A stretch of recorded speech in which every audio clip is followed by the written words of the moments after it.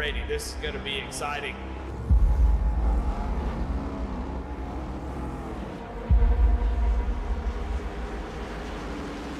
Here we go, career starts up to go. Green flag is out and we're underway.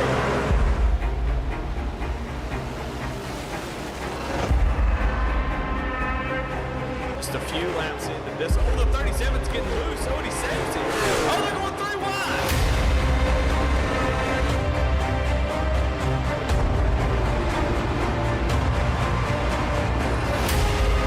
We've got a 5-way fight for the win of this race coming to 4 laps to go.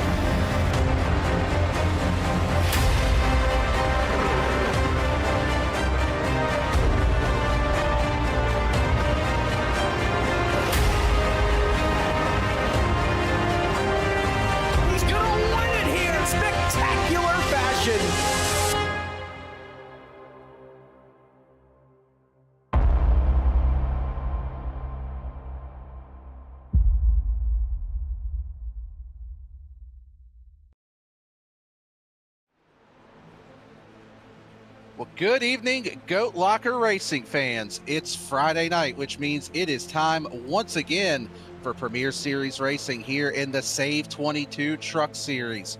Tonight we fire off week 2 of the season by heading to Charlotte Motor Speedway, the home center of NASCAR and also the host city of the College Football ACC Championship game, where you just might find a certain team from Tallahassee, Florida later this season. And the reason I bring that up, it's fitting that we're in the ACC title game host city tonight, as it is also college night here for these truck drivers. They'll be repping their favorite schools in search of that early season victory. We're going to be bringing you every lap of the action right here on VSPEED. Thank you for tuning in, everyone. My name's Daniel Cunningham. Alongside me in the booth, filling in for Logan Threlkeld, my normal Wednesday night compadre, Jake Reeves is up here. Got Lucas Lyons running the production tonight, and cameras courtesy of Dougie Beard. Jake, appreciate you filling in. How you feeling tonight? What do you think we're looking forward to here at Charlotte Motor Speedway? Well, Daniel, buddy, good evening to you, and thank you very much for filling in on the Florida State deal. Really, that made me feel so much better that you had to bring up Florida State. Obviously, if y'all don't know out there, big Bama fan right here, and we just lost our ass. But anyway, that's beside the point. Buddy, I'm feeling good here tonight. I mean, Charlotte, Charlotte, baby. I mean, this is a good track right here. I mean, you see it right there on the wall, America's home for racing. It truly is. This is going to be a test from these guys from starting last week at Talladega, coming out here, trying to get it done at Charlotte. I mean, you can't get much more of a better start for Goat Locker to go from Talladega and then go the 1.5 miles here at Charlotte. You're absolutely right. And you know, what good is college football season without a little bit of good-natured trash talk here? So had to make sure I threw in the Seminoles there for you tonight. And you mentioned last week at Talladega, Charles Averitt kicked off the season with a race win on a chaotic last lap. And last season in our visit to Charlotte in this series, Big Daddy Jeremy Gardner came home with the win, leading almost exactly half the race, 49 laps out of 100.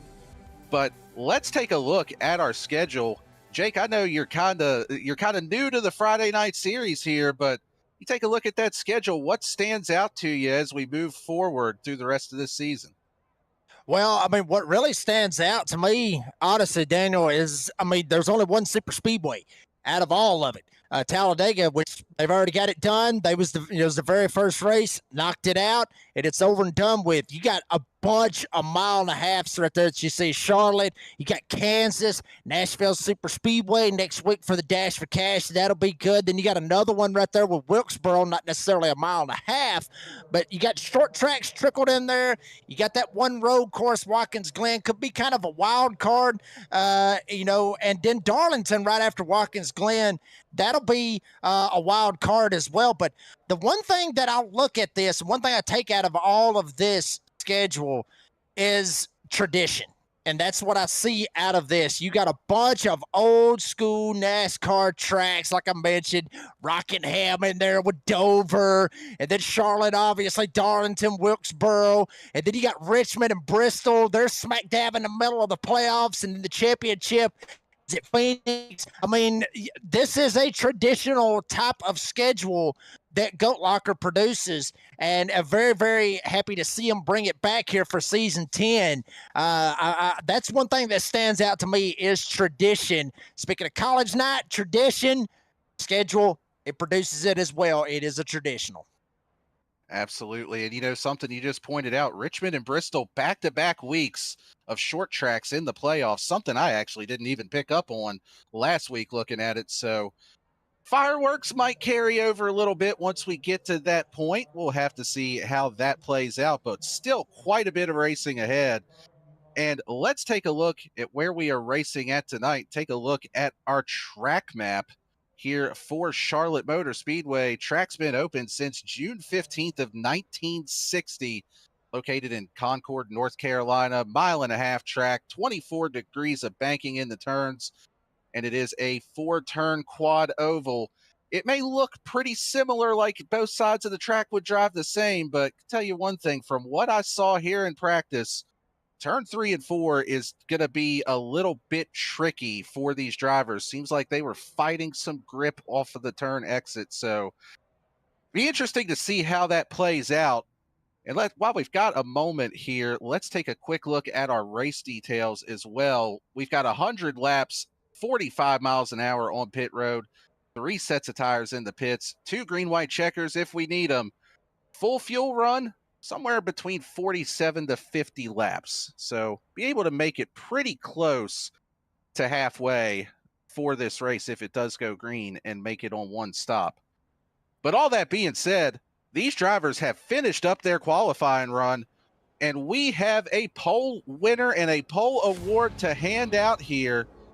That pole award is going to go to Big Daddy Jeremy Gardner himself, the Jam Printing and Promotions pole award winner.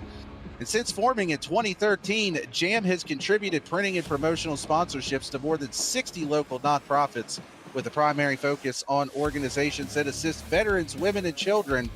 They have been with Goat Locker since the very beginning, local and veteran certified. When they do well, they do good in the community. We appreciate their support here. But let's go ahead and give you your full starting grid.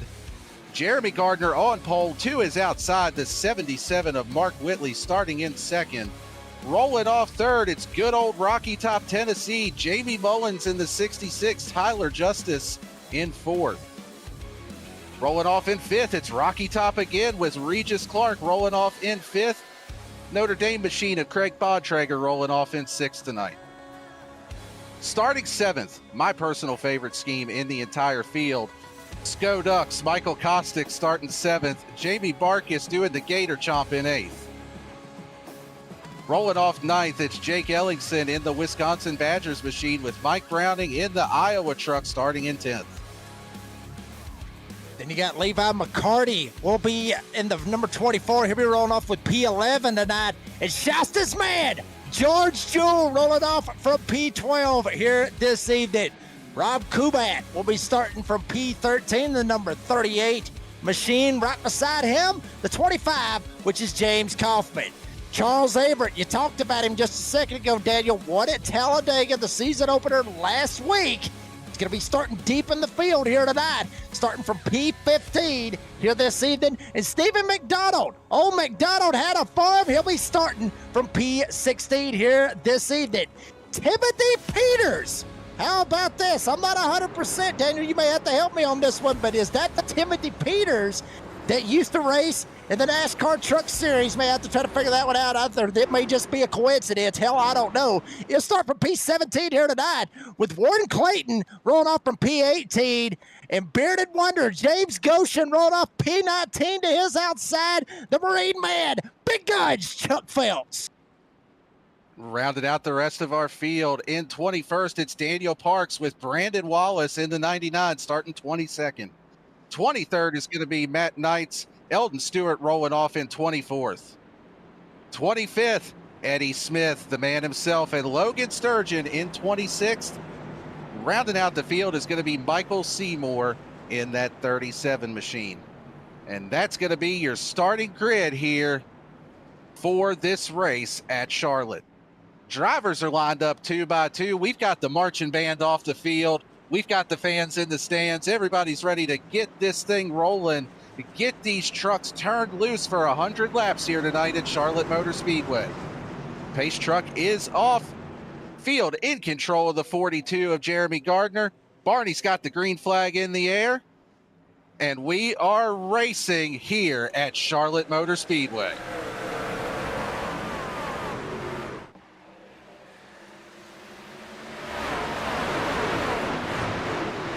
Such a beautiful sound driving down into turn one right there. Cunningham, Gardner down on the bottom. Whitley up top trying to keep it door to door with him. Everybody already starting to spread out a little bit through the field, but up front, it is tight as all get out. Gardner down on the inside. He bobbles just a tick. Whitley jumps up the track. They're door to door off turn four. Side by side for that entire first lap between our top two drivers. Mark Whitley going to be able to clear for the lead, takes control over Jeremy Gardner, put the 77 now up to P number 1. And on that first lap, there was actually a little bit of contact back in behind them. Jamie Mullins, that was starting up near the front, actually started in the 3rd position, had a little bit of contact with the 7, I believe that was, of Charles Abert. They are now back to 25th and 26th position, but up front, the battle is still on for position. Craig Bontrager in the 49 to the bottom. Jeremy Gardner on the outside. Throw Regis Clark into that battle. 3 trucks all nose to tail right now for that 2nd position. Yeah, Bontrager able to jump past Jeremy Gardner.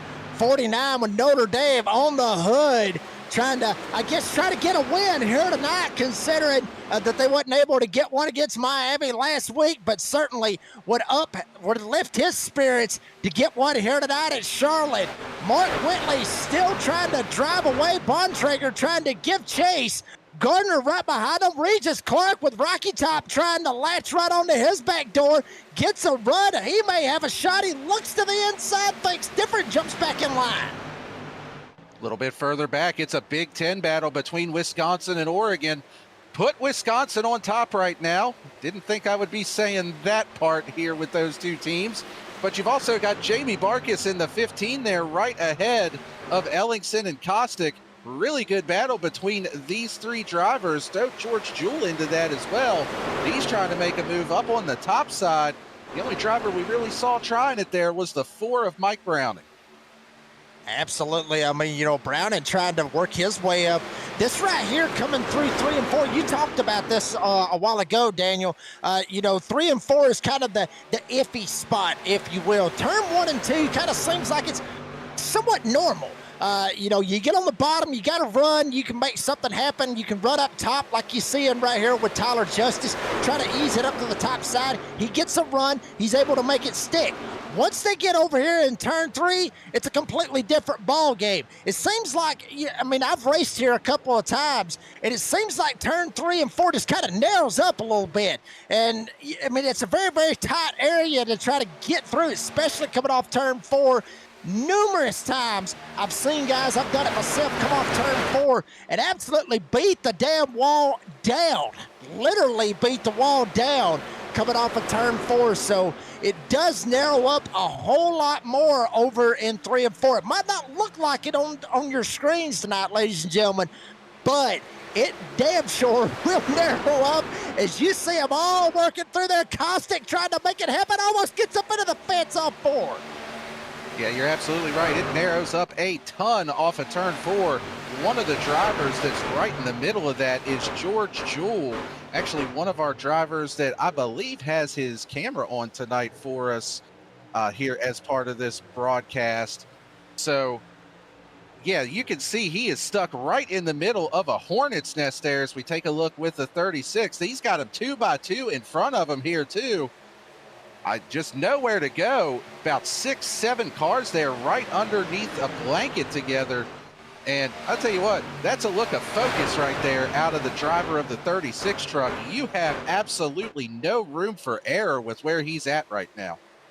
Yeah, you absolutely have absolutely nowhere to go. George Jewell got the Michigan State colors on that number 36 with College Night here tonight with Goat Locker for the SAVE22 Truck Series at Charlotte On that inside, you see the 27, Jake Ellingson, with the Badgers all over the hood. He'll dive it down to the inside of Kostick. Kostick trying to see if he can make it stick. All he can. Oregon, Wisconsin going at it for 7. Looks like your Ducks may be sliding back just a little bit right here, Daniel. As is the case at the end of most college football seasons, starting to slide back just a little bit, but still not in a bad position right now. Kostick up there running in the top 10. It just seems like these guys are just stuck right now. I don't want to say, it kind of reminds me of like a little bit of F1 where you get that DRS train. Well, they got a draft train going right now. Just, you're not really able to pull away from people down the straightaways, especially running side by side like that. Just punches such a huge hole in the air right ahead of this group. See, Jeremy Gardner has now slid back to the 4th position, and I gotta say, that's a little bit surprising. I kind of figured he would stay up near the front, maybe trying to save a little bit of tire here, anticipating a long run, but yeah, just a little surprising to see that 42 sliding back a bit here early. Yeah, and I'm actually very surprised to see that, as well as I've looked through this whole field here tonight, Daniel. I mean, I see one guy, well, 2 guys actually. Give me Charles Avert and JB Barkus, both of them with the SEC colors. I have not seen the very first Alabama truck out here. I have not seen one at all. And to be honest with you, with how they played last week, I wouldn't put it on my truck at all either. I would be ashamed to have them on my truck, to be honest with you, Daniel. But, you know, if we're going with picks, just out of all of it, give me the 2 SEC trucks. I gotta stay, with the SEC. Give me Barkus, give me Abert. Abert way back there in the 26th spot, but JB Barkus with the Florida colors that you see live on your screen. Barkus up here running in the top 5. Give me the SEC colors here tonight, Daniel. Well, and real quick, Jake, you missed it on Wednesday night. The Alabama vehicle did win the race on Wednesday, so Cody McElwain repping the Roll Tide colors there. You would have enjoyed that call with him winning that race. We did have a few folks in the YouTube chat out there saying War Eagle and things like that. So, I'm not surprised. Again, a little bit of good-natured ribbing, but if I'm going just strictly based off of the paint scheme. Not that I don't like that Oregon Duck scheme that Kostick's running, but I got to go with that man in 2nd right now, Regis Clark. My wife is a Tennessee fan, so we'll keep it in the family a little bit there. And it's just a good-looking scheme. You can't go wrong with orange and black on a truck together or on any race car together. So give me Regis Clark in the 8. He'll probably yell at me in Discord if I put the curse on him later, but that's a risk that I am just willing to take tonight.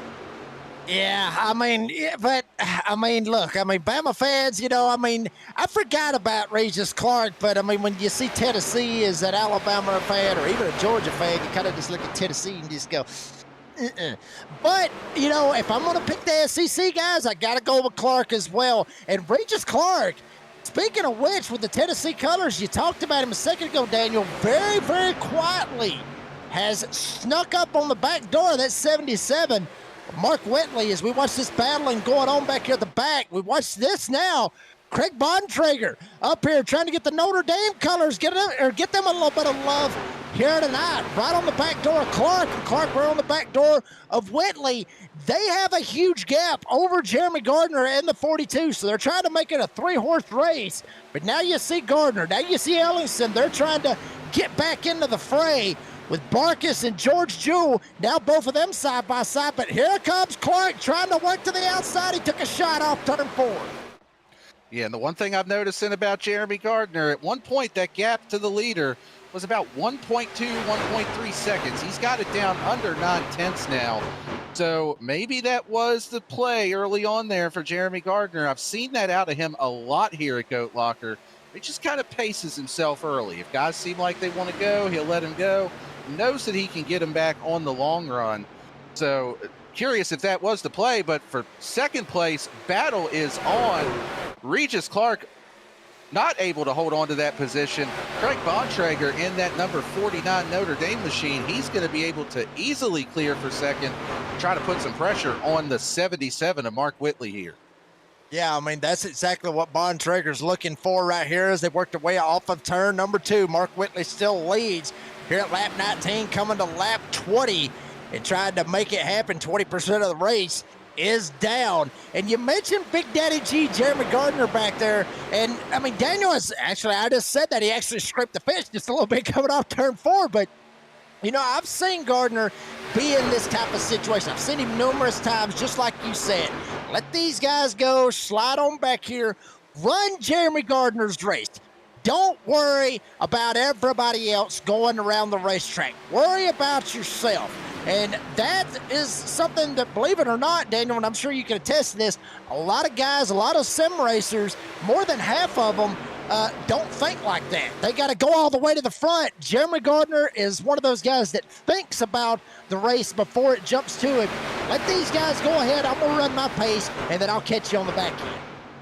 Yeah, you're absolutely right. While we were talking about it, Jake Ellingson was actually able to get around Jeremy Gardner for that 4th position. He's got his sights set on 3rd here, looking to the inside of Regis Clark. Regis looking like maybe he pushed a little too hard early here. Put Ellingson in that number 22 or 27 rather machine up to the 3rd position. And one of the things I noticed on the back of the Ellingson truck there is he's actually got one of our league sponsors on that rear spoiler, and that is SAVE22.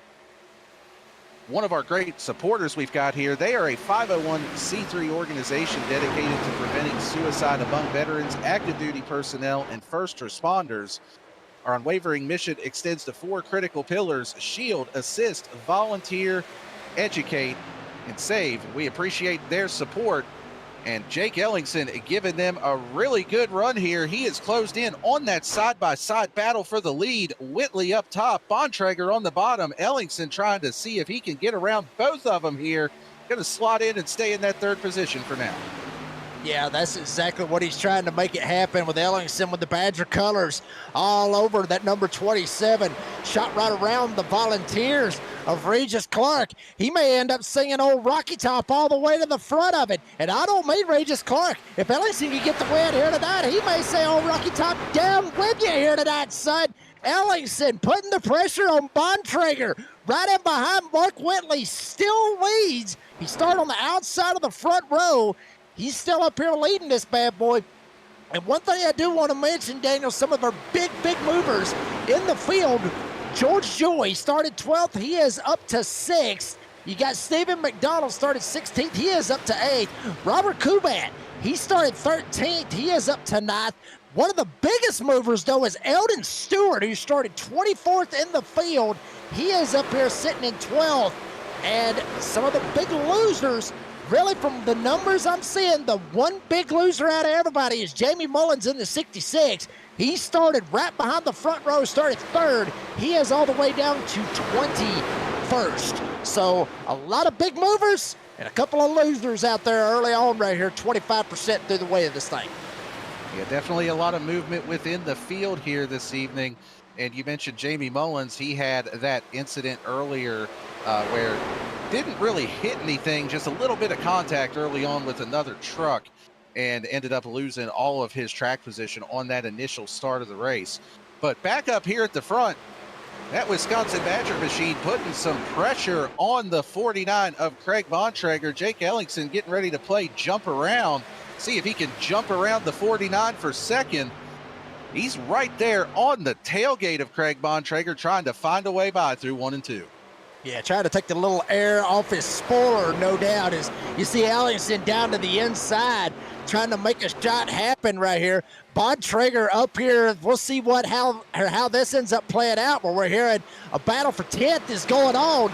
Well, Michael Kostek, he jumps to the top side. Kubat right there, he started 13th. He is up to 9th. He slides up, gets a tad loose off turn 4. May open the door for Kostek. Kostek down to the inside. Oregon Ducks, how about you, baby? Welcome to the top 10. As Kostek down to the inside tries to make it stick. 38, Rob Kubat up top, he's trying to make it happen. And Timothy Peters in the 20. We do want to mention that is not the Timothy Peters, from what we understand. That is not the Timothy Peters that I was thinking of, but close enough. Here he is riding up here. Still good run for him anyway. He's up 6 spots. Daniel started 17th. He's up to 11th.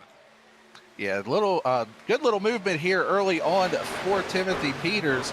But back up front, the battle is on for second. Jake Ellingson able to clear around the 49 of Craig Bontrager. Close it in close behind, though. Regis Clark starting to rejoin this battle. Jeremy Gardner, though, in 5th, takes a look to the inside. Not quite able to make it stick. He's going to have to try to ride along for now. A little bit further back, we do have a side-by-side battle between Jamie Barkis and George Jewell. Jamie Barkis trying to get a little bit of gator chomp going on here. Just, he's doing that just for you, Mr. Reeves, because he knows how much you love that gator chomp. He is clear of the 36 of George Jewell. Put Jamie Barkis up to P6. Yeah, I mean, and one thing also that they played down in Gainesville for Jamie Barkis is an old song from Tom Petty, I Won't Back Down. They play it all the time in Gainesville, and that is exactly what Jamie Barkis is trying to do here tonight. He will not back down. Slides up into the 6th spot, trying to work his way closer and closer and closer to Regis Clark. May have a little Florida-Tennessee battle going on before it's all said and done. And anybody out there that knows about the SEC knows that Florida and Tennessee absolutely hate each other. That would be one hell of a battle. See some door banging going on here on college night with Goat Locker with Florida and Tennessee. That's the kind of stuff right there that you just cannot write, Daniel. You just cannot write it. Florida, Tennessee, their rivals out here on a racetrack, and they go door banging in ACC country. You cannot make this up. Now, and you mentioned the SEC battles, and out there in our live chat, our normal Friday night announcer, Logan Threlkeld, mentioned that he called that Alabama car winning on Wednesday night when he was up there in the booth for the Next Gen Series. But, Alabama is Roll Tide, but he said go Dogs when he picked them. So a little bit of a cross-up there. I think that's why the broadcaster curse skipped over Cody McElwain's car on Wednesday night. So I got to make sure to bug him about that just a little bit. A little bit further back, though, we do have another good battle for position here between James Kaufman and Mike Browning side by side through 1 and 2. Mike Browning running those Iowa Hawkeye colors. Good looking truck in that black and yellow out there. He's going to slot in behind Kaufman for now. Yeah, absolutely. I mean, going to slide it right in there, try to make it stick any way he can. 25 of Kaufman. Got Browning right behind him. Then you got the 99 of Brandon Wallace. Back here, he started 22nd, up a couple of spots. Daniel Park's not too far behind him. Kaufman's starting to run up onto this top lane. You see Browning trying to work up there as well. Brandon Wallace thinking different, jumps down to the bottom side.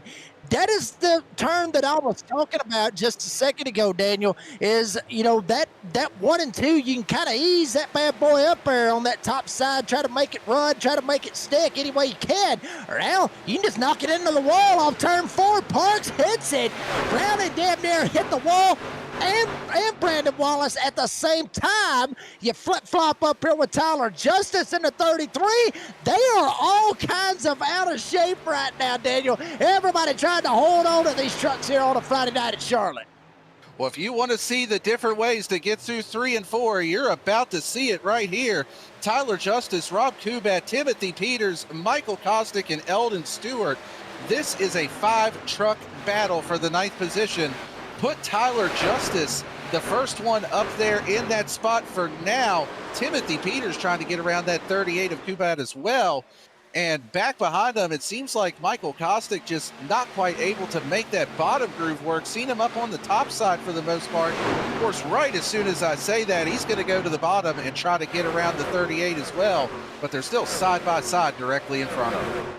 Yeah, side by side, literally racing for position. Everybody trying to hold their ground any way they can, getting pretty close to that pit stop that we were talking about a while ago, Daniel, right about the halfway point, and everybody's just literally holding on. I mean, the track temp is not really crazy. I mean, it's in the nighttime, 73 degrees on the track temp, air 67, so nothing's really out of the ordinary. The wind might be blowing, a little bit toward the east, about 10, 11 miles an hour. That might knock them sideways. I think, honestly, it's just a track surface. I mean, you see it right here. Everybody sees it live here on VSPEED. This track surface is beat all to you-know-what. It is beat up. Everybody just trying to work their way around it, kind of like that old Atlanta feel, if you will. You see a battle for second going on right now. Jeremy Gardner talking about it, baby. He waited back. He's been waiting. Starting to work his way back up here toward the front. Yeah, really good recovery drive on here for Jeremy Gardner, and maybe recovery isn't the right word for it because he didn't really have any issues, just saving a little bit of tire, trying to be smart about what he's doing, but he is now up into that second position, gonna try to take back that lead from Mark Whitley that took it from Jeremy Gardner early on here this evening. The 77 truck has been out in clean air for just about the entire race, but he's got 3 challengers right there behind him that want to take it away. Jeremy Gardner seems like he might just have the speed to do so. He might actually do it right here as Ellenson now kind of slipped back. Matter of fact, both of them over the Goat Locker Racing chat on Discord, both of them trying to talk to each other, kind of letting everybody know. I mean, literally nobody else is over there. Actually, matter of fact, no, Gardner ain't over there. That was Barkus. I got them mixed up. But Ellingson and Barkus, they're trying to work together. And Ellingson and Gardner, pretty good buddies, I guess you could say, with the Goat Locker Racing here. So, I mean, they try to work together the best they can. Bontrager trying to make it happen. 4-horse race now as Regis Clark has jumped back a little bit. He slid back behind J.B. Barkus because Barkus has went up to 5th. But top 4 starting to separate themselves from the rest of the field, Daniel. That being Mark Whitley, Big Daddy D, Jeremy Gardner. I get tongue-tied off of it. Jake Ellingson and Bontrager, they're trying to get away.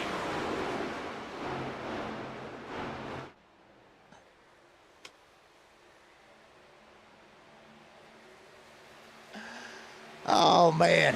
Well, I guess I must have missed that one up on Pippin. Barkus trying to make it happen.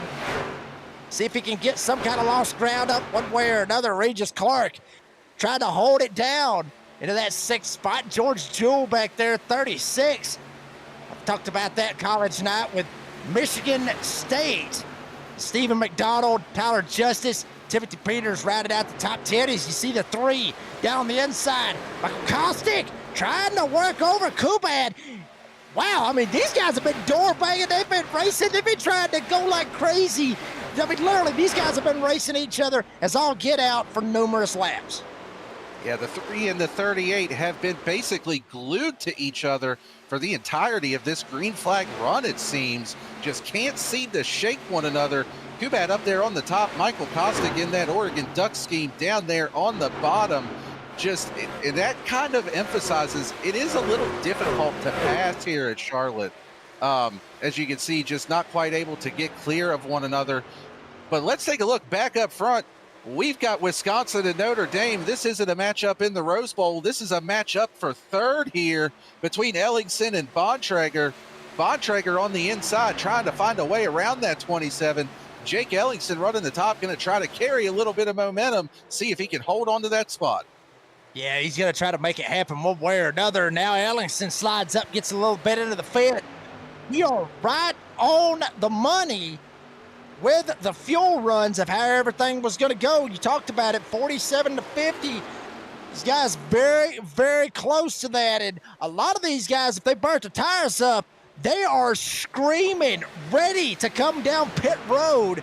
But nobody jumping down as of yet. We'll see if anybody jumps down yet. Mark Whitley still holding it down. He has not jumped down. Gardner, I don't see him jumping down anytime soon.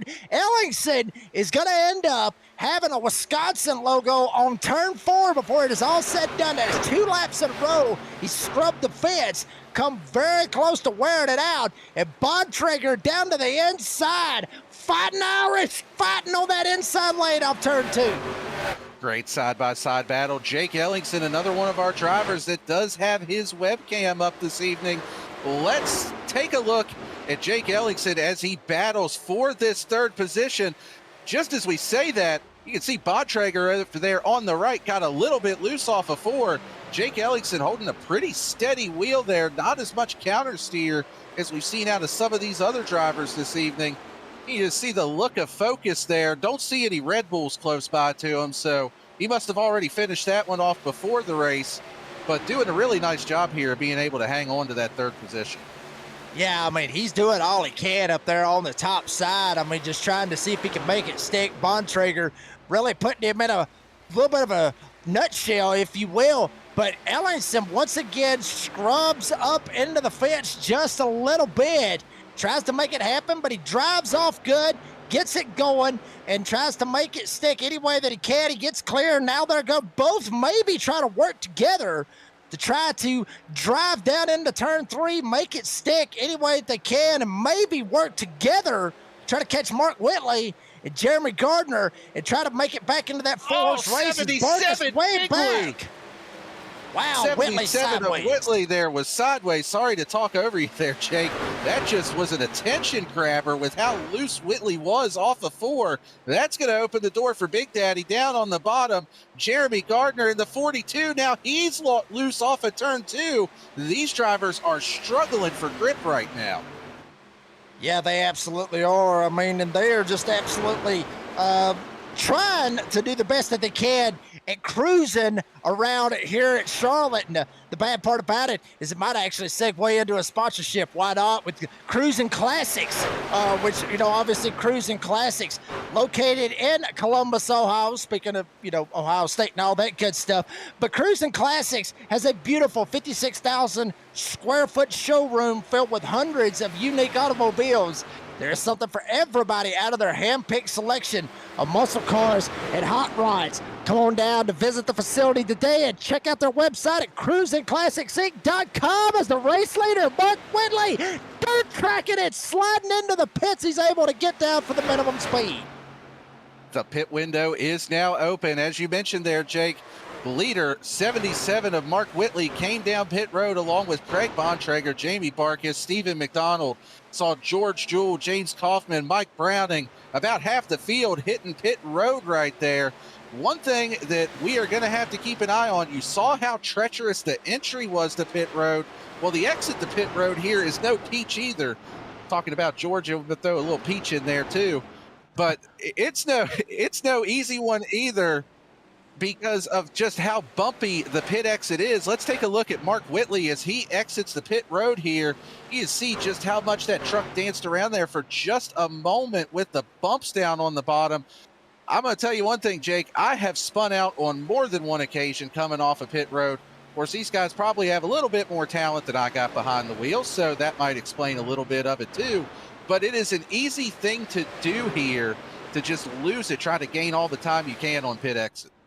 Yeah, I mean, it's real slick down there. I mean, obviously on the apron, there's not a whole lot of grip down there, and then you end up making it, you know, the bumpy transition. And then you got to make sure that you don't get a little bit too high and jump up above that white and blue line, you know, with the blue line down on the bottom of the racetrack. Don't want to jump up above it. You know, we talk about it all the time with, you know, the new Atlanta and the super speedways and everything, that you can't go below the line to improve your position. Well, you can do it here at Charlotte. That's no problem. But the problem is you can't go above that line when you're coming out of the pits. There's a blue cone off turn 2 that these drivers have to pass before they merge up on the racetrack. You can thank Kevin LePage for us having to do that now in our racing. So thank you very much, Kevin LePage, for all of us having to endure that pain. But it is slick down there on the apron. That's one of the tricky parts, and Charlotte is one of the more trickier tracks out there to be able to have to jump up, as we see Eddie Smith sliding it in there as well. It ain't peachy trying to ease down into the pits. It's hard coming off pit road, but it ain't no breeze jumping down pit road either. Yeah, Eddie Smith, the last of our leaders to pit in that Todd School of Dirt Removal car. I think that's what he was going for here for college night. So last one to come down pit road. That is going to cycle Mark Whitley back to the lead. You see, he's going to have about 3 seconds in hand over the rest of the field as a result of coming in just a little bit early. But, you know, we saw how much faster Jeremy Gardner was at the end of that run, really able to chase him down. got to wonder with a little tire advantage here on this run, how it may play out and how that might affect this battle for the win. Take a look a little bit further back here, just inside at the back part of the top 10. We've got Michael Kostick in the 3, Eldon Stewart in the 1. That's Stephen McDonald in the 68 just ahead. The Oregon Ducks down there on the bottom trying to find a way around for 9th place. Looks like Kostick is able to do it. Going to set his sights on one of your SEC schools. That's the Georgia Bulldogs on the 68 of Stephen McDonald. Yeah, McDonald tried to make it happen, but Kostick down on the inside just drives right past him.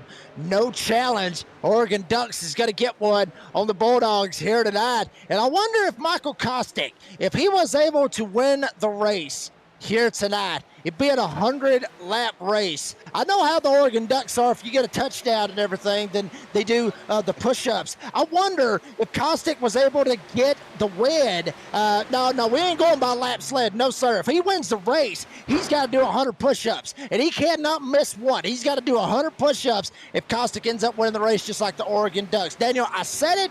He needs to, and honestly, it needs to stick. If he's going to do it, run the colors, he needs to actually make it stick and make it happen.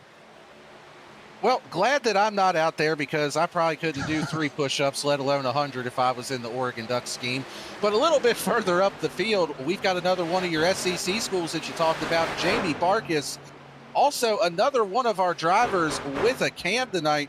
As you can see, Jamie there over on the left-hand side trying to chase down Jake Ellingson, one of his teammates, for that 5th position. Also got another one of those UT trucks and Regis Clark in the 8th there, just another spot ahead, talking about that battle between those two schools in the rivalry.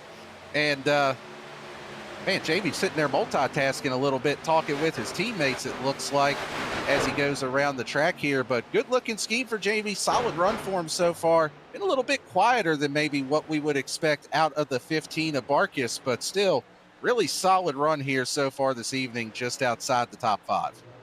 Yeah, man, you got to think about it just a little bit, and for those of you out there in live chat that don't know about how the college rivalries is and just how much, they mean and everything, I mean, it is a big deal. It honestly is, Daniel. I mean, Alabama fans, they don't like Auburn. Georgia fans don't like Georgia Tech. Florida fans don't like Tennessee. What's going through Barkis's mind if he gets right up on the back door of Regis Clark? I mean, I know he's one of the big dogs here with Goat Locker Racing. He's well respected within the league and iRacing and with VSPEED and everything else. But if he gets up on the back door of Regis Clark and he's got Rocky Top sitting right in front of him and he's got the Florida colors on there, you gotta feel like just a little bit that he's gonna run up there and knock him in the back door and spin him out a little bit. I mean, Daniel, you gotta think about it like this. You're driving an Oregon truck and you got an Ohio State truck right in front of you. What's your first reaction? Wreck him, turn him, put him in the wall, door bang him, do something. That's at least my opinion of it anyway. Well, based off the Rose Bowl, my first thought probably would have been that I'm about to get my doors blown off. But I can tell you one thing, if it was a Washington Huskies car in front of me, I'd probably make sure they ended up in a hot dog stand somewhere. So, yeah, they're at it. That would probably be the route that I would go. I would treat my next door neighbor rival to a hot dog there on me on the house. And talking about that Oregon scheme, right behind Michael Kostick in the 7 is a battle for 8th position. We've got Eldon Stewart up top, George Jewell on the bottom. Put Eldon Stewart up to 8th. And Michael Kostick was actually able to get around George Jewell as well there. He's now up to 7th, trying to make his way through the rest of this field. So battles all over the place. A lot of really good ones going on here. And as you mentioned earlier, Jake, a lot of drivers just moving around, gaining, losing spots. Some of it strategic. See somebody like Jeremy Gardner yet again trying to save a little bit of tire. So quite a bit going on to try to follow here for all these different drivers on track. Yeah, I mean, just a whole lot going on. That's one of the things that a lot of drivers actually really love about Charlotte. It's one of those tracks kind of like Homestead or Kansas. One of those tracks where there's so many grooves to kind of move around all over the place. I mean, that's one of the things, that drivers love, not only, sim racing, but real racing in general, is everybody wants to be able to move around on the racetrack, find runs, find grip one way or another. Charlotte is one of those places. I mentioned Kansas. I also mentioned with Homestead, which will be in the playoffs. Not to mention old Atlanta before they done the repave. I mean, you could go anywhere you wanted to on that racetrack and try to find grip and try to make it happen. Charlotte is in that category of one of the best tracks on our racing as far as stock cars or race trucks or what have you. So all these drivers, you see them all over the place trying to find grip, trying not to get the dirty air. I mean, just so much going on right here. And all of this going on at 170 miles an hour virtually. But still, I mean, they're moving around this place. And one little slip, anyway, wrong groove, dirty air, whatever, one little slip can be catastrophic for not only them, but could be for others. Yeah, absolutely right. One driver that is starting to find some grip is that 42 of Jeremy Gardner. That gap to the leader was up over 5 seconds just a little bit ago. You see, he's got it down to 4.2 seconds now, so still a little bit of work to do for that 42 of Gardner, but he's got the pace to do it. So he takes another pretty good chunk out there. And also just taking a quick look out there at our live chat in YouTube. I was getting a good laugh out of this while you were talking there, Jake, because Mama Ellingson mentioned when we had the camera on Jamie Barkis, he said a bad word and the joy of reading lips. So I'll be honest, that is not a particular talent that I possess to be able to read lips. So I didn't quite catch what it was. I don't think we're going to try to cue it back up here. But having a good laugh out there in the YouTube chat as the battle for fourth place here is on. That is Jake Ellingson getting around Rocky Top Regis Clark. Put Regis back to fifth, Jake up to fourth. Going to try to set sail and see if he can stay in the tire tracks of Gardner here. Yeah, I mean, and honestly, Jake Ellingson looking back at Regis Clark thinking rock bottom instead of Rocky Top. But now Clark slips back into the top five, but still a good run for Regis Clark, who started fifth here tonight and has comfortably and consistently kept it up inside the top five all race long, which is something you want to do to be able to get enough points. You know, I know it's a long way to go. This is the second race in the season, Daniel, but these guys has got a long way to go in this season. Try to get all the points that you can. Like I said, I know it's a long way to go, but still, go ahead and get the points, because before you know it, you know how Goat Locker does with their seasons, the damn playoffs will be here before you know it. And you don't want to put yourself in a bad spot and try to drive up through there and try to win every race. If you can win every race, by all means, have at it. But you want to try to be consistent. Have enough points to make it into the playoffs. I know it's second race season, like I said, but Regis Clark, Jake Ellingson, some of these other guys, they're not thinking win, baby. They're just thinking, let's just go ahead. Let's just pad our points. Let's just go ahead and be consistent till we get to the playoffs, and then we'll worry about trying to win. Yeah, it's never too early to start thinking about the points. And for those that may be watching at home, if you're wondering why we haven't shown a points graphic, we don't really have one to show as of yet, because these drivers do get 2 drop weeks. So with the way that iRacing calculates the points, it looks a little bit weird until we get to about race 4 on the season. But that is something that we will be covering as we get closer to those playoffs. Is that battle for the final cutoff spots and everything.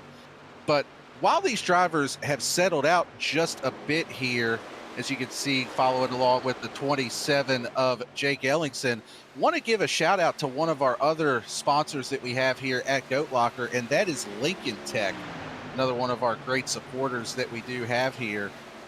Lincoln Tech's mission is to provide superior education and training to our students for in-demand careers in a supportive, accessible learning environment, transforming students' lives and adding value to their communities. They're one of the largest automotive technology supporters in the nation with 23 campuses. They're one of our title sponsors here at Goat Locker and a very large partner for the series. So we definitely appreciate all that they do for the series. Is up front, Jeremy Gardner is on the move. He has taken the second place now from Craig Bontrager. He's cut that gap to the leader down to about 3 seconds flat. Still just under 30 laps to go, so Gardner with a bit of work to do, but Jake, it's not out of the question for him to still get up there and put some pressure on for the win. Well, honestly, I think Mark Whitley right now, he is praying for a caution. And the reason I say that is Gardner will eventually catch him.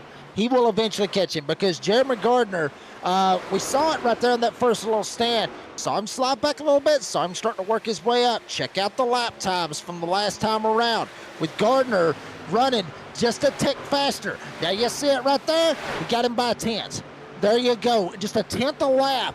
Believe it or not, a tenth a lap with about 25 laps to go, a tenth a lap, and eventually it will start to get a little bit better. For Jeremy Gardner. You talked about it. He won the last time for last season when they was here at Charlotte. Jeremy Gardner trying to go 2 for 2, and he's looking pretty good right now trying to make it happen. Yeah, we've talked about it a little bit as well, that Jeremy Gardner does have that tire advantage, 2.5 tenths better that last lap.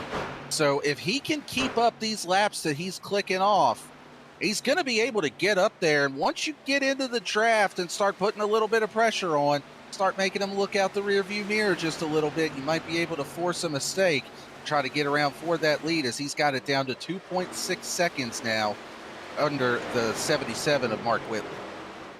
Yeah, I mean, he's trying to make it happen. You see it down already, 2.6, 2.5. We slipped back a little bit. See some battling going on back there with the 66. Jamie Mullins trying to make it happen back here, trying to make it stick any way that he possibly can. Mullins trying to ride as hard as he can with Goshen. Got the Michigan colors lined up right there on that 85. And James Goshen, haven't talked a whole lot about him here this evening, Daniel, but a very quiet night for Bearded Wonder in the Michigan truck. Now down to the inside. Here comes Rocky Top diving down to the inside. Jamie Mullins, another SEC truck, if you will. SEC represented here tonight. Don't see the Auburn, don't see the LSU, so that's a good thing. But, you know, even Tennessee, I'll take it 9 ways to Sunday. But Mullins started third, trying to get back up into the top 10. So Jamie Mullins trying to be kind of quiet right here and try to make something happen as well, try to catch up. Yeah, you're absolutely right. You mentioned James Goshen, the Bearded Wonder, another one of our drivers that does have a live cam here this evening as we take a look at exactly what he's seeing as he is chasing down the 66 of Jamie Mullins, trying to keep pace with him. As you mentioned, in that Go Blue scheme there for Michigan, I've been talking about rivalries a little bit here. I'm wondering what Logan Sturgeon in that 26 might do in the Ohio State scheme if he can get up there to Goshen. Be interesting to see if anything comes of that, if you race somebody in your rival school's colors a little bit different. But for now, not quite close enough to get to that point. No, I mean, not yet. But, I mean, he is a little bit back there. He may end up catching up. And you talked about it a second ago, Daniel, you know, with Washington and Oregon and everything else. And I completely forgot. Yeah, Oregon was in the Pac-12. Then they went to the Big Ten. I wouldn't know because, hell, their games is like 11 o'clock Eastern time. So I never find out about it, Daniel, because they're just up too freaking late, and I barely can't keep up with them. So I completely forgot that, yes, Oregon and Washington was both in that same conference. But I mean, yeah, I talked about that a while ago. When you see a rival school right in front of you, it does make you think a little bit, as even with Jamie Barkus and Regis Clark, both of them, Barkus got around Clark, no contact was made. So, I mean, Barkus may be thinking differently. Clark may think differently as well, but other guys see that rival school right in front of them. They may think differently than Barkus and Clark did. To drive up there, attack them in the back end, try to knock them sideways. I mean, hey, college football runs deep with a lot of these guys. It really does, Daniel. And they see another school in front of them, they bleed green like Kostick does, and he sees a Washington truck in front of him. It's human nature to go up there and give them a little love tap and knock them up into the wall. Yeah, you know, the thought does go through your mind. I'd be lying if I said that wouldn't be going through my mind, depending on who it was. But as you mentioned, Michael Kostick up there running that high line, trying to get around Eldon Stewart here for the 8th position. Just not quite able to complete that pass off of turn 4. Eldon Stewart doing a really nice job of hanging with that 3 truck as they go through 1 and 2 here. See if Kostick is able to carry that momentum and just, again, just a really nice run off of the turn. Kostick finally going to be able to get clear of Eldon Stewart, put him up into position number 8 with that completed pass. Yeah, I mean, good drive right there to be able to make it happen. You know, you mentioned Eldon Stewart just a second ago. Eldon Stewart trying to make it happen with Kostick, who just got around him. But one thing we still need to give a shout out to Eldon Stewart and that one truck right there behind him. Mentioned about it, he started 24th here this evening. He's up here just inside the top 10. He's got about a second or two over George Jewell. So Eldon Stewart might not have any laps left, may have a goose egg right there in that column. But the big column is where he started, and that little red number, little red box where the white number is of 9th, started 24th up to 9th. That is a huge, huge gain right there for Eldon Stewart here on a mile and a half. Show a little bit of, I guess you could say, a little bit of oomph at him for Eldon Stewart to kind of come up there talking about trying to get them gloves, try to get them gloves to working and see what can happen right there for Eldon Stewart. Yeah, you mentioned Eldon Stewart being the biggest mover of the night. Another truck, our second biggest mover, is going to be Eddie Smith in that 87 truck. Talked about him earlier. He's got those fresher tires. Eldon Stewart up 15 spots. Eddie Smith up 14 from where he started, putting some pressure on George Jewell, trying to get into the top 10. And I think he's going to be able to make pretty quick work here just with the tire advantage that he has. Pretty significant tire advantage. I mean, I say it's significant. It's 4 laps, which is quite a bit here at Charlotte. Eddie Smith down there in the bottom lane in that tide ride. He's able to complete that pass on George Jewell, put him up into the top 10 now for Eddie Smith. Yeah, and also, you know, mentioning those gloves a while ago, everybody trying to get them gloves to work. And another great sponsor here with Goat Locker, which is Glove Station. Glove Station, a proud member right here with Goat Locker, and at Glove Station, they are committed to providing quality gloves and protective gear for a wide range of your daily activities and jobs. And the redneck knowing me, I know all about all the daily activities and jobs, from tinkering on home DIYs to working in industrial environments and everything in between. They got you covered with the endless amounts of safety products on the market. They want to make it effortless for you to find the right protection for your needs. Thank you very much to Glove Station, proud sponsor here with Goat Locker. As you see, a lot of interesting stuff going on right here with Michael Kostick, Eldon Stewart. They're still back here racing it out a little bit. Timothy Peters, Regis Clark, they're duking it out as well. Yeah, Timothy Peters really on the move here recently. He is up now to the 6th position over Regis Clark. Got a little bit of a gap before he would get to Jamie Barkis, to see if he can chase Barkis down here, which, speaking of Jamie Barkis, he's currently about a half a second behind Craig Bontrager for that 4th position, trying to give chase here.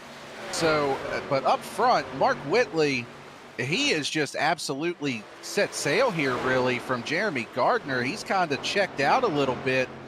Stretch that lead back out. Jake Ellingson now in that Wisconsin Badgers machine, trying to close down on the 42 of Gardner and see if he can take that P2 position. Yeah, Mark Whitley basically just made me just look like a straight-up idiot. Just a second ago, I was talking about he needed a caution, thinking Gardner was probably going to run him down. But Mark Whitley might have hit the nitrous button one way or another, any way he can on his virtual steering wheel. He has checked out 3 seconds now. It was down to 2.5, closer to 2. But now you see the times on how they look. Whitley running a 31.7 that last time. Gardner is still running at 31.6, but Gardner not able to close the gap, if you will. We see Whitley this time, 31.7. See what Gardner hits.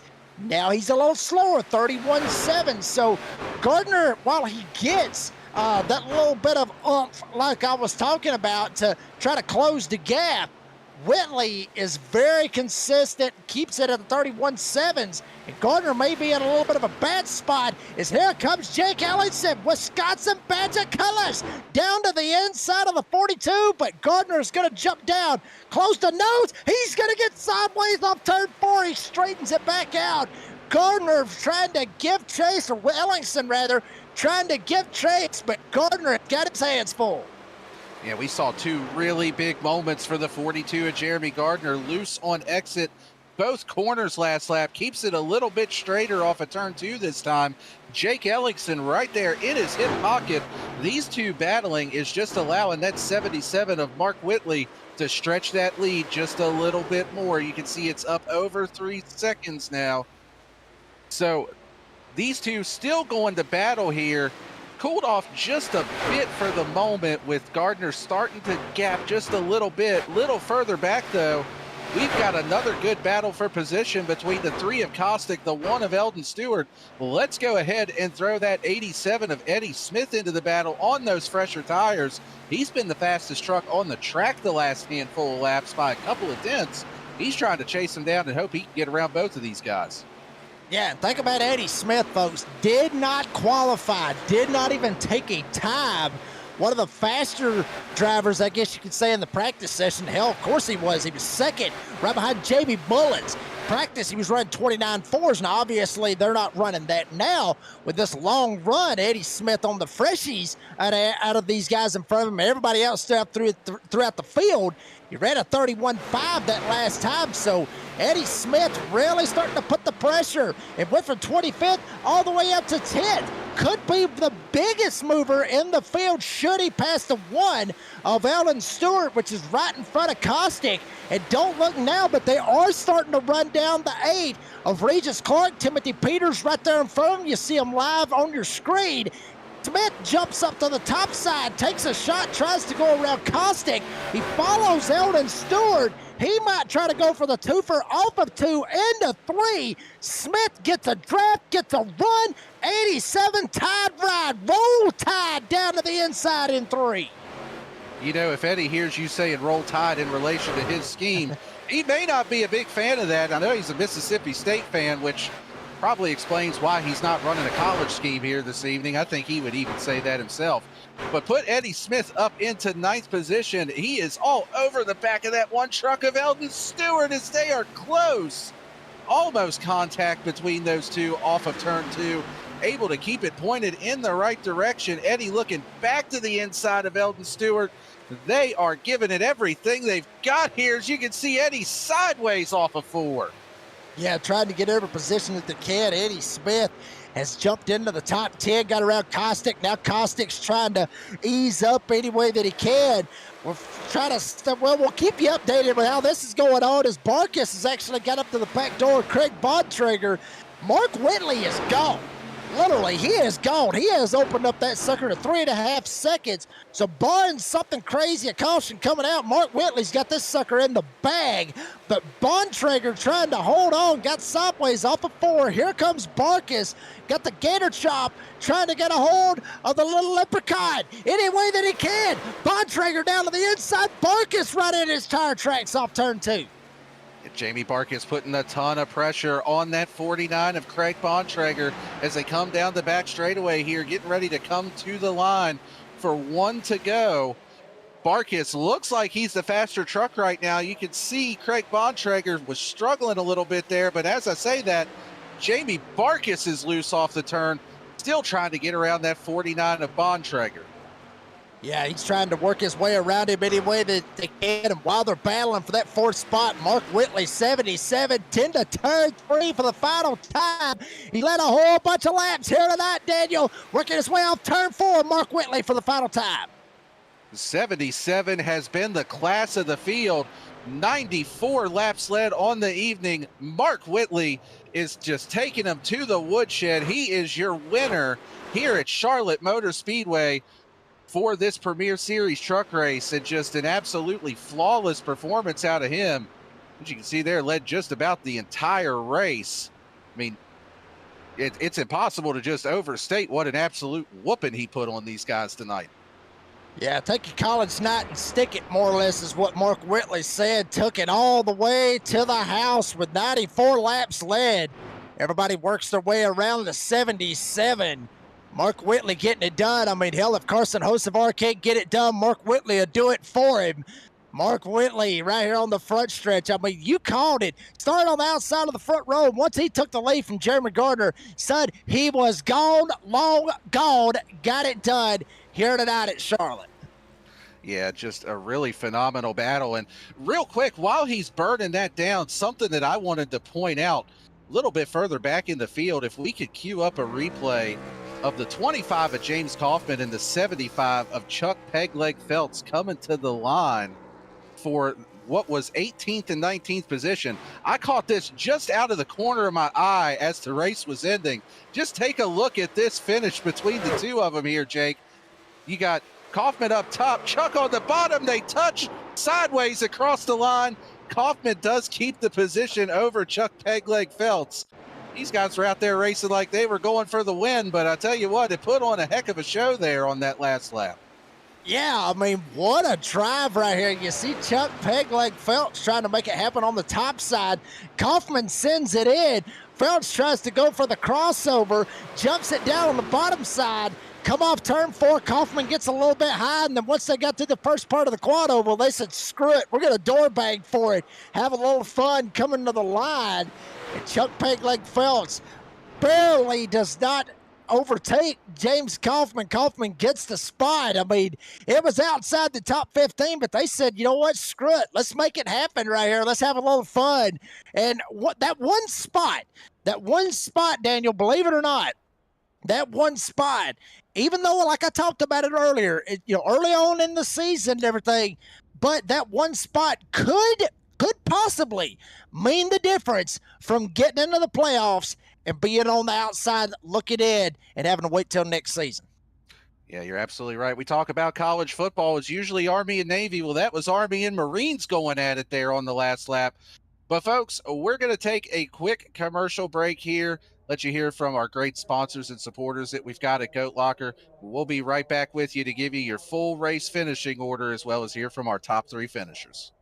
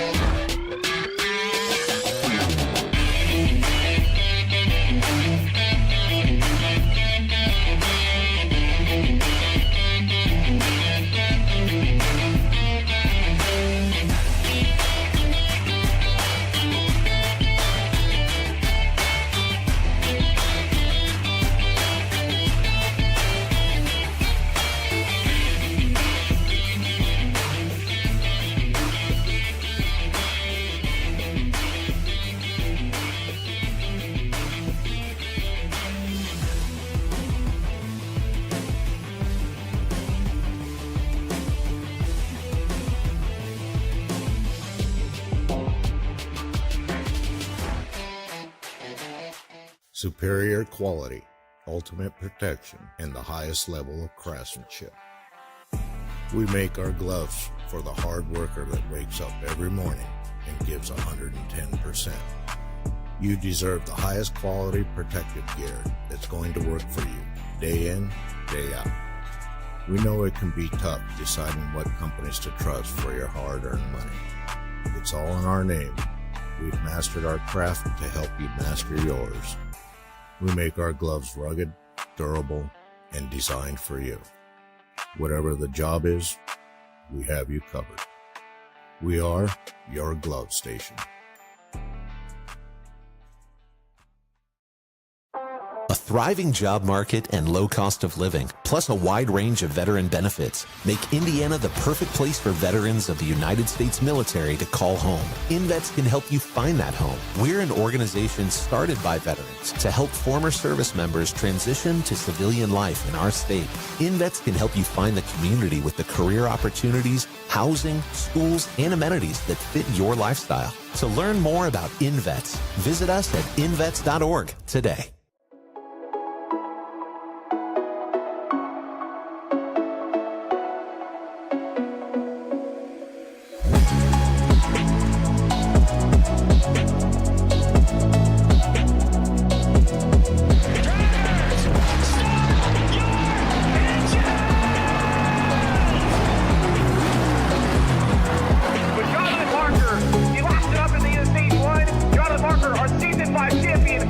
Shoemaker.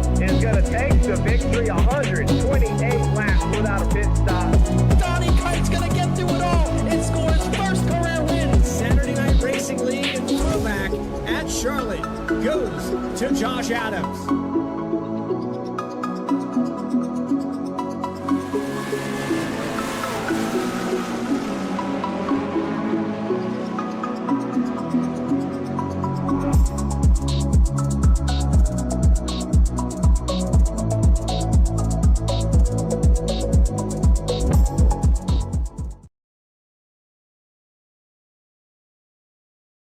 So Well, I almost bought a Honda.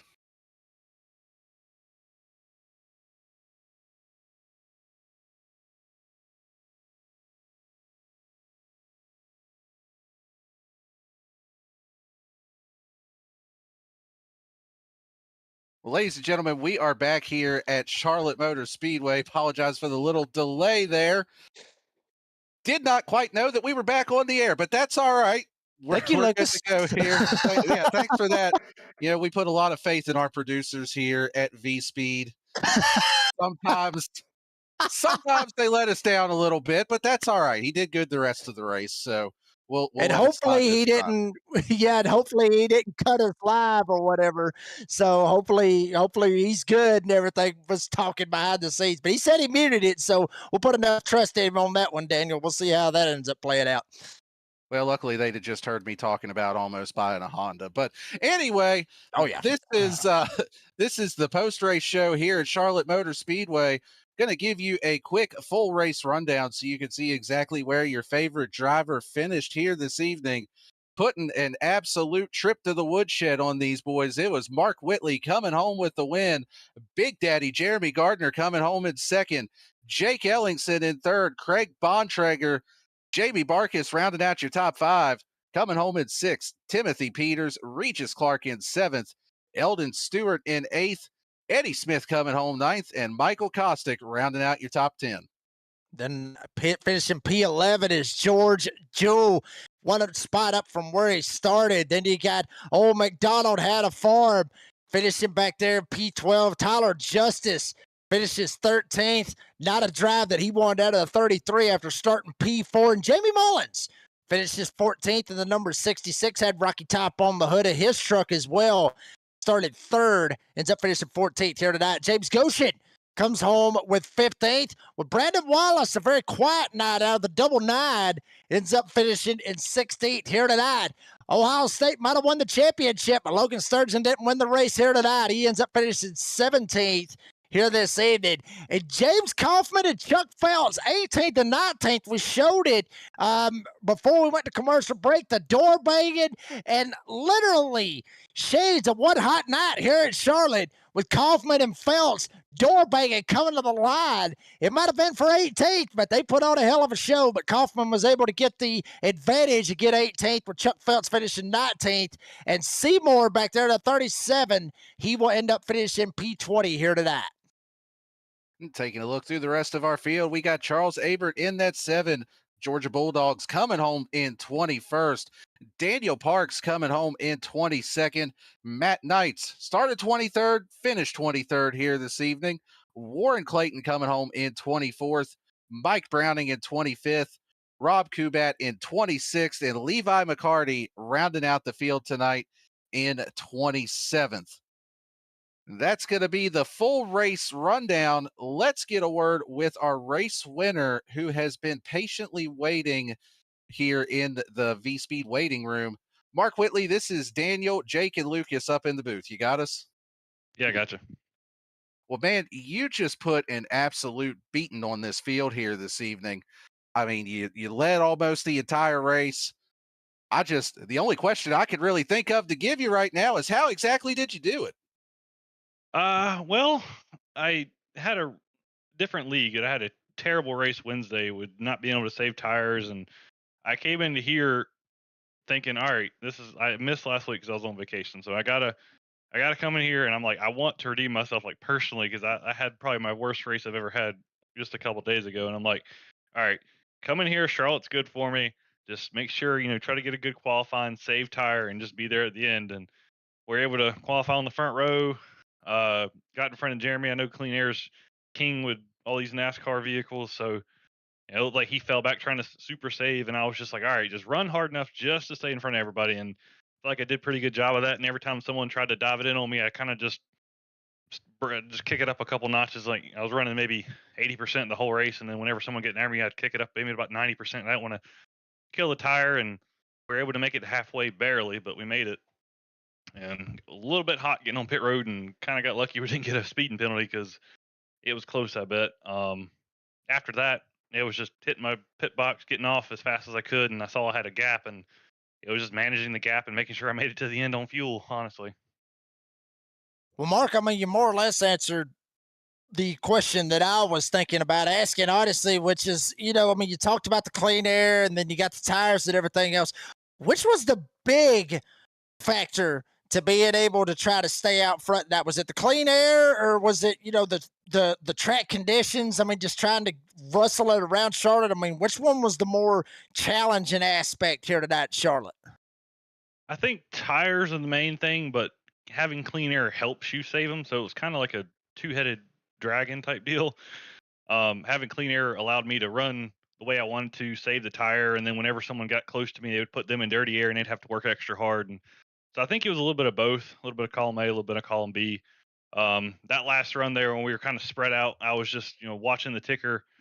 Yeah, I saw I had about, I think, a 1.3.5 second lead. He got down to like 2.5, and I'm like, all right, whatever. They got to catch me. So I was trying to make sure if and when they got to me, I was going to have some tire left to battle them, and it seemed like it finally leveled off. And then I think they started battling for second, and I kind of pulled back away. So, um, like I said, a little bit of both, but I think the tires are the main thing. Just the clean air helps save the tires.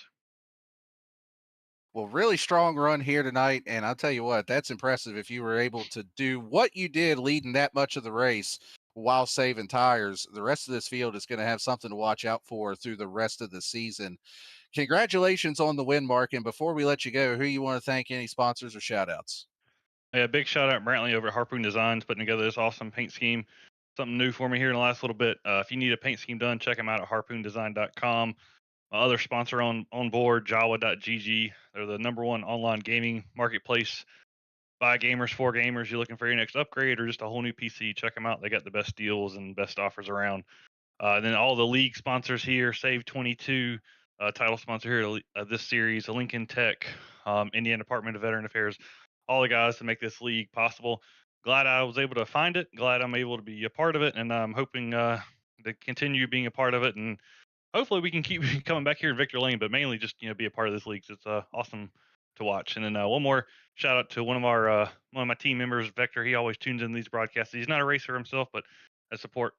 Always glad to have his backing. Um, I guess you guys too. I should shout out to you putting on a great broadcast. Should be fun to go back and watch. All right, well, appreciate it. Well, you could at least shout out us, myself and Jake up here, the two announcers. Lucas, he's all right too in small doses. But we appreciate you, Mark. Congrats again on the win. I'm sure we'll be talking to you again here before too much longer. Sounds good, guys. I hope so. All right, take care. Later. And that was our race winner, Mark Whitley. Now, going to get a word with our second place finisher, Big Daddy himself, Jeremy Gardner. This is Daniel, Jake, and Lucas up in the booth. You got us? Is there? Well, man, you started on pole, finished second. Really strong run, all things considered, here this evening. What do you feel like you needed to be able to get up there and mount more of a challenge to Mark Whitley this evening? I mean, I think, I stayed right there with him on the first run. I was just trying to conserve. I just set ahead with the lead there at the beginning and just let everybody go by and just save tire. And I got there towards the end. I think it was lap 40, but it was time to pit, so there wasn't really nothing I could do. But I was hoping that extra lap would kind of help me out. And I started to get to him at 2.5, but I started to realize I was kind of burning my stuff up trying to get to him. I know he was up there probably saving, but I don't know. I figured after 30 laps, I was like, yeah, the tires done equalize. So I'm kind of screwed right now. So whatever. It's probably my first 1.5 miles back in the trucks, and God knows how long. But I mean, I'll take a second place tonight. I mean, we had fun, no cautions, so can't beat it.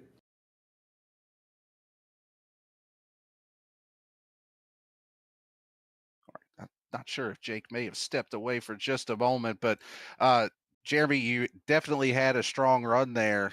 You had mentioned the tire strategy and everything and it looked like you were struggling with grip there near the end. Was it more of like just burning the rear tires up, or were you fighting tight on the truck once you started to lose it there, or what was the balance like on it throughout the evening?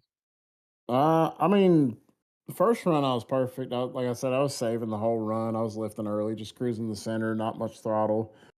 And the second run, I was trying to run him down because he got up to about 5 seconds, and I knew I had to do something. I started kind of overdriving it. I think I burnt the right rear up a little bit, but I damn sure wasn't gonna let Jake Ellingson pass me tonight. That's for sure. I was gonna make it fun for him.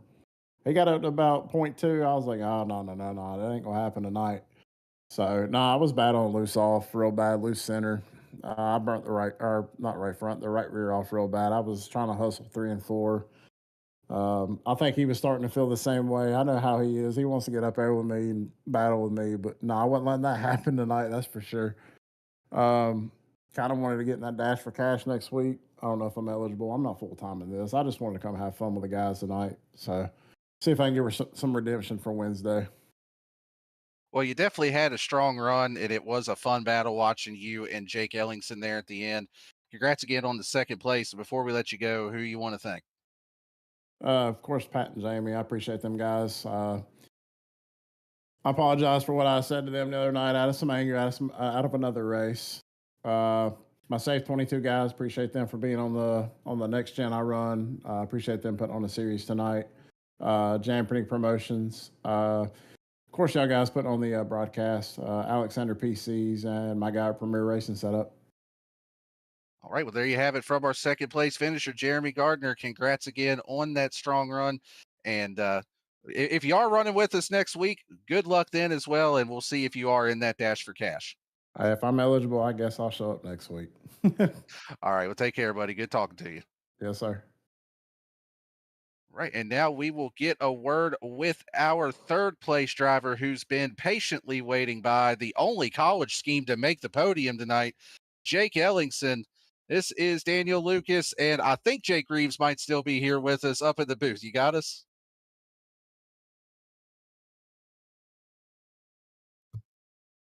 That's that's not good when you hear silence like that. Jake Ellingson, you got us? How's it going? How's it going, guys? Doing good, buddy. Well, strong run there for you. Had a good battle with Jeremy Gardner there at the end.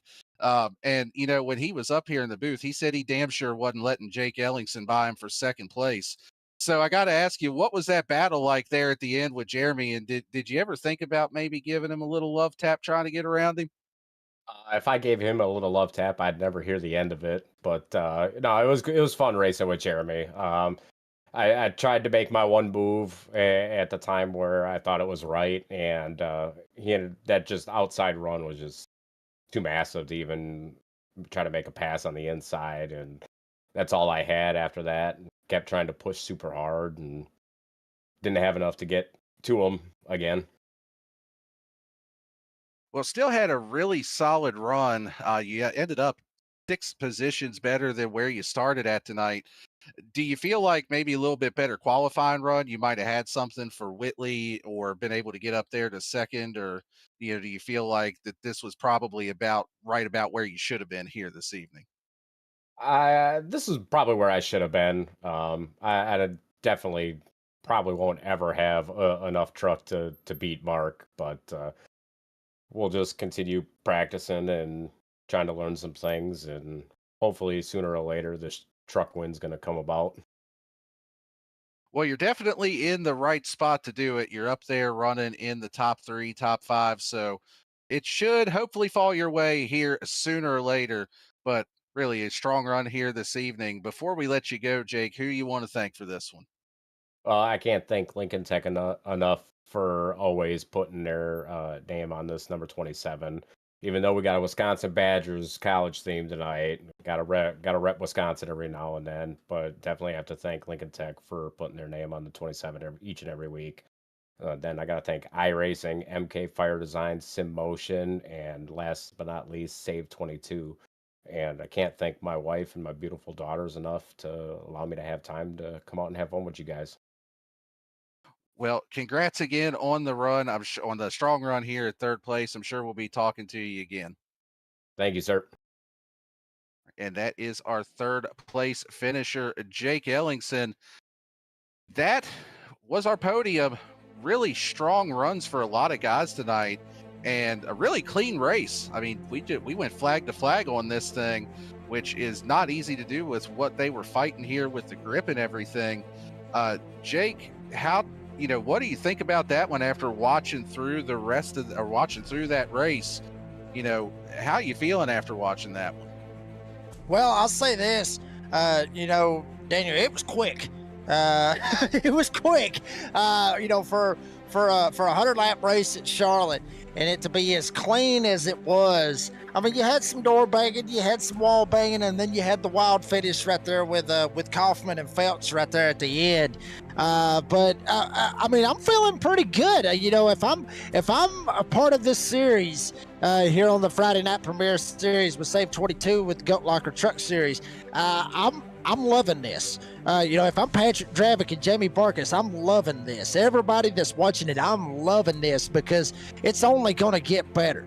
Now, we talked about the short tracks. When it gets to that, may get a little chaotic, especially with some of them right there in the playoffs. That may get a little bit chaotic. But, buddy, if I'm in this series right here, I'm feeling damn good right now because that is how you put on a 100-lap race at Charlotte. The tire wear, the fall off, everybody trying to stretch it. I mean, just so many different strategies, the multi-grooves. You cannot get much better than what you saw here tonight. I would damn near say perfect. Jeremy Gardner would disagree because I'm sure he would love to be sitting in victory circle. But, I mean, it was damn near a perfect race right there from start to finish. You can't ask for much better. It definitely was a great race indeed from start to finish. A lot of side-by-side racing, a lot of good action, and a lot of good-looking college paint schemes out there this evening. But next week, we are going to be headed to the Music City Nashville Super Speedway. Going to be at the same place here on VSPEED, same time, 8 p.m. Eastern in the SAVE22 Truck Series. Going to be that first of two Dash for Cash races, top 5 drivers, pending if Jeremy Gardner is eligible. It might be 6th place instead, but going to be 5 drivers battling it out for that Dash for Cash next week at Nashville Super Speedway. We're going to be bringing you all the action right here on VSPEED. But folks, that is going to do it for our coverage here this evening. So for Patrick Drabick, Jamie Barkus, and everyone at Goat Locker Racing, for everyone at VSPEED, including Adam Baker, Bradley Cooper, Morgan Cook, and Eddie Smith, our producer, Lucas Lyons, colleague up here in the booth, the redneck announcer, Jake Reeves, filling in for Logan Threlkeld. Again, thank you for filling in.